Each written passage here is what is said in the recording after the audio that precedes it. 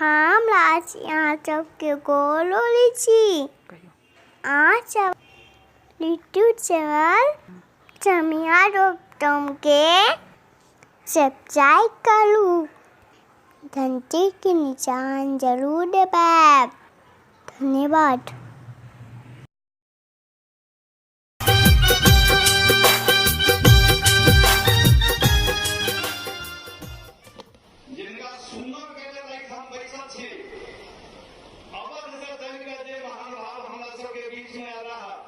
उनका चरण कमल में प्रणाम निवेदित करे हम उनका से निवेदन करे छियै कि आदरणीय जोगी जी अपना आशीर्वचन से आई मिथिलांचल के धन्य करू ओहिना जोगी जी अपने हमरा सबके धन्य करू ओहिना अपने अवध से आयल छी हमर अपने पाहुन छी हम अपने के कोटि कोटि प्रणाम करत निवेदन करे छी कि अपने के आशीर्वचन हम सब चाहै छी आदरणीय जोगी कला साहित्य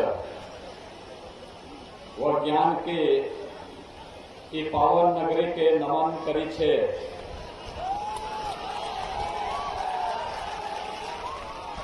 आप सभी मिथिलावासियों के अभिवादन करे छे।